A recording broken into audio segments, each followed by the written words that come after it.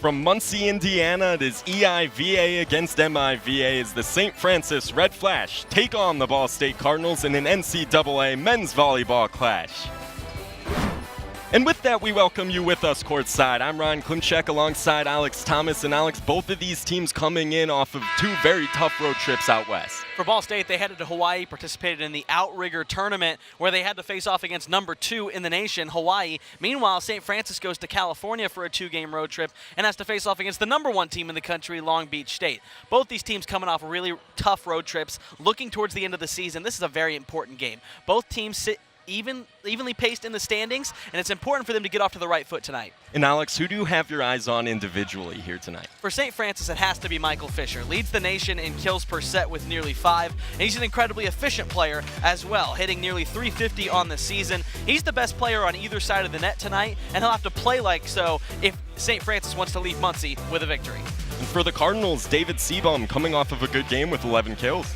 He's become the X factor for this team. Caleb Jennis and Matt Shevs pack a great punch up front for the Cardinals, but when David Seabaum is on, like he was in the last match against King, you can see the offense for Ball State take another step. He is going to be the thing that can propel Ball State towards the end of the season. If they want to reach their peak, it will be on the back of David Seabaum. And there you have it, your two impact players for tonight. Michael Fisher leads the EIVA in kills with 279. David Seabaum third on the team in kills with 156. The Ball State Cardinals looking for a little more offensive productivity. But Lim Turner, he's a guy that plays with a lot of emotion. You saw it there, and like I said, it's infectious. Ball State can feel it. They realize that St. Francis is sticking around, creeping back in, and they got to now capitalize and try to close on this game. Good communication by Ball State as they let it go out and extend their lead to 4.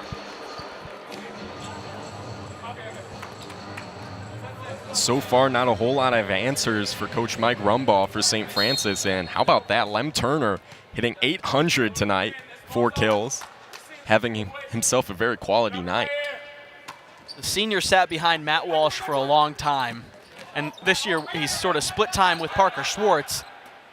Turner's such a talented player, and he's a little streaky, but you get a night like tonight where he's on it, and it just adds a complete other element to Ball State's offense. Seabaum sent it over, back and forth, it's going. Seabaum was ready for it. Isaacson on the setup to Shevs from that right side, and it's going to go under the net, a Ball State point. Shevs has picked it back up again here over the last 10 points or so, getting more involved. The ball's going back to him.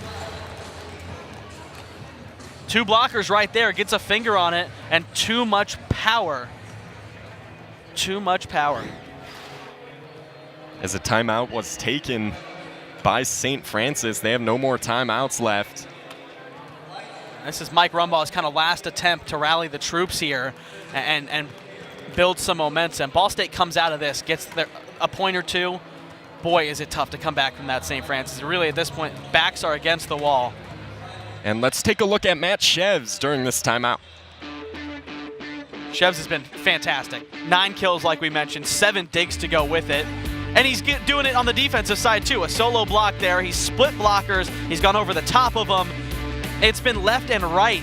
It does not matter where you place him on the floor. He has really great control and power. And you combine that with his 6'8" size, you can see why he is the man for Ball State this season especially. And he's still got another season back here next year. I mean, that's what's crazy. He's only a junior. He came in as a freshman and really brought a new element to this Ball State team. They saw it over the last few years. And now with Matt Walsh, Mitch Weiler having graduated, headed on, this is now Matt Shev's team, and he's starting to take over. And what makes being a southpaw hard to stop for an opposing team? Is it just confusion because you're used to seeing those righties? It's a little bit of that, but it also the position he can gain. He can snake it down the line where basically his entire body is out of bounds, but the hand that's coming in for the kill is inbounds. And that's incredibly tough because he can capitalize on the smallest window of space. And that's really what being a lefty can help with. Shev's one of the best at it right now in Division I. As the Red Flash able to get a crucial point off of that timeout. As there you see the total kills, Ball State only holding a 4-kill advantage in that department. 23 attack errors, though, from St. Francis. It's been absolutely killer. They're just barely hitting over 0. Sebum just taps it over. And now is your Ball State. You don't have to get flashy. Sebum, a great change of pace. They've been using a lot of power, especially on the outside from Sebum, Chinisi, and Chevs. The change of pace has been more so in the middle with Isaacson. So wise on Sebum to kind of tip it right on over. As Chevs put a little too much on it, sails it far right. At this point, Ball State just has to keep a level head. The win is in sight 100%. They have to play clean, they have to play organized, and they have to communicate here over the next 5 points. As another service error for St. Francis. It's the 16th service error of the night for St. Francis. Error after error for the Red Flash, all to the benefit of Ball State. Sebum from the service line. Ball State 4 points away from a match victory. Feltz just has to gift it over. Isaacson to Chinisi. Chinisi finds space in between Swabinski and gets the point. 4 different Cardinals with more than 4 kills in this match. Chev's leading the way with 9. Chinisi now with 8. Sebum has 6 to go with it, and then we've talked about Lim Turner and his efficiency up the middle with 4 kills.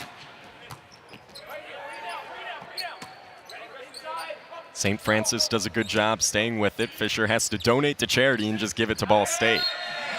As Schwartz finds space, and right now just a little confusion for St. Francis. And again, it's that change of pace from Schwartz. You see here, he puts just enough on it basically to pin the ball between the defender's hands and the net. And at that point, the defender has no play to make. It's over.